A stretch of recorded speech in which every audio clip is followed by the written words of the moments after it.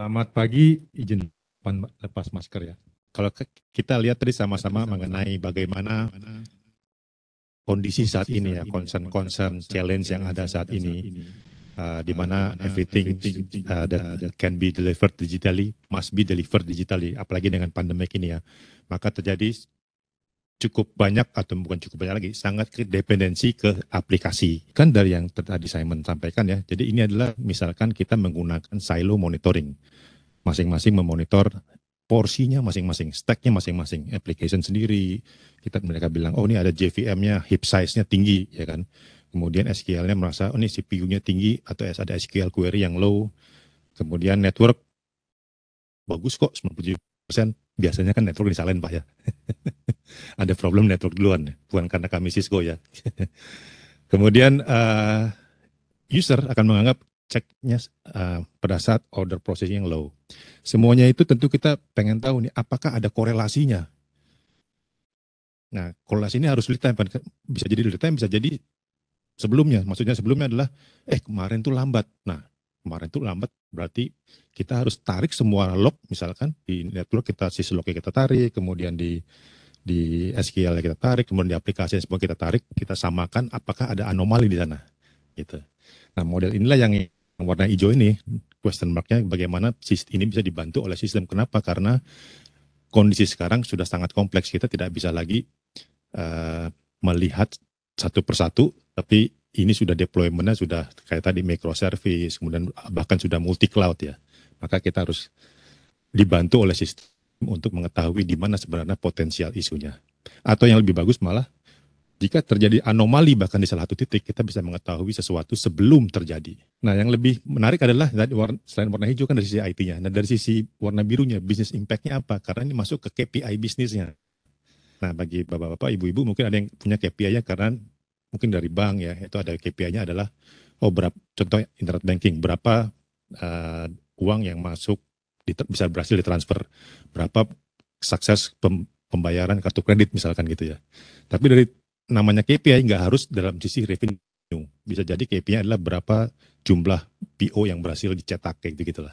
Nah, ini yang saya bilang, hijau sama biru agak berbeda. Hijau adalah IT-nya 95%, tapi birunya lebih ke bisnisnya. Gitu. Jadi ada insight bisnis di atas monitoring.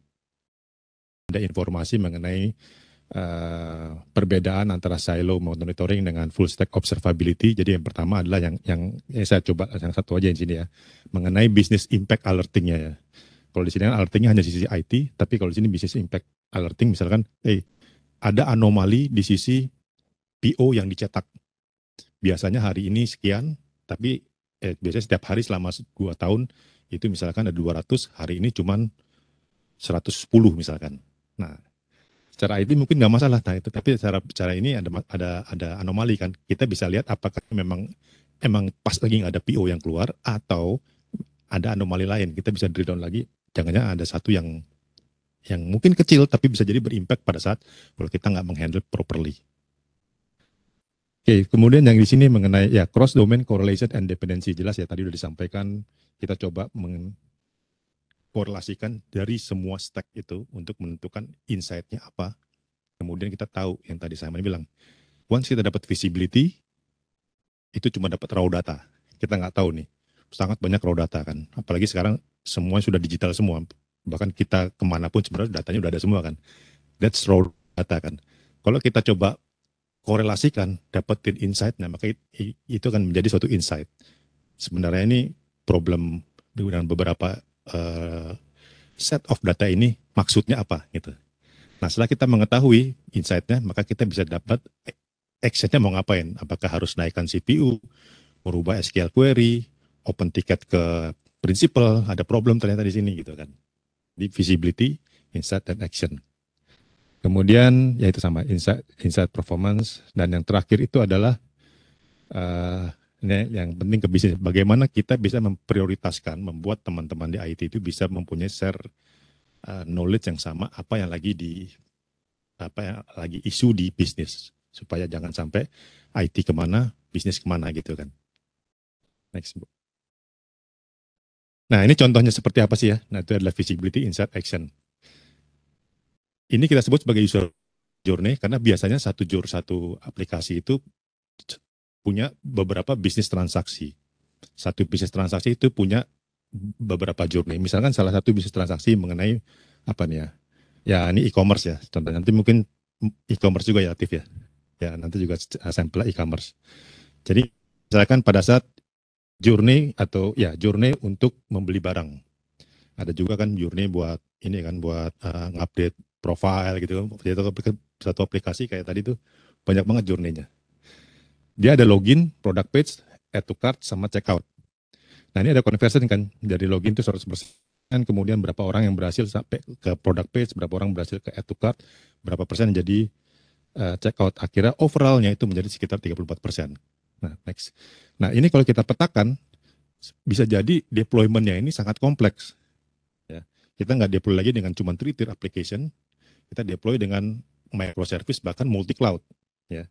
Dan kita harus tahu misalkan pada saat login itu, jadi tools ini akan melakukan tracing, ya, melihat dependensinya. Jadi contoh yang login ya, dia tahu kemana saja. Ini salah satu sampel aja, nggak mungkin login masuk ke Mastercard kan. Baru login udah bayar gitu, jangan-jangan. Tapi ini satu sampel lah, jadi dia tahu nih, journey login itu prosesnya ke situ. Journey yang pada saat product page bisa jadi yang beda kan. Jadi kalau misalkan overall dan satu server bisa jadi running multiple service kan. Dia running buat service login, dia running buat service product page, dia running buat service add to cart. Jadi kalau misalkan kita tahu server itu lagi problem, bisa jadi dia akan impact ke beberapa journey. Tapi misalkan server itu nggak masalah, spesifik code yang login ada isu, kita bisa tahu karena kita lihatnya dari sisi journey-nya, bukan dari sisi infrastruktur servernya. Bukan dari service-nya yang running atau enggak. Tapi benar-benar kita coba kita lihat dia lewat mana saja dan apakah ada potensial isu sampai ke level code di satu journey. Nah, contoh ini nggak ada masalah. Kemudian pada saat dia ke product page mulai turun tuh.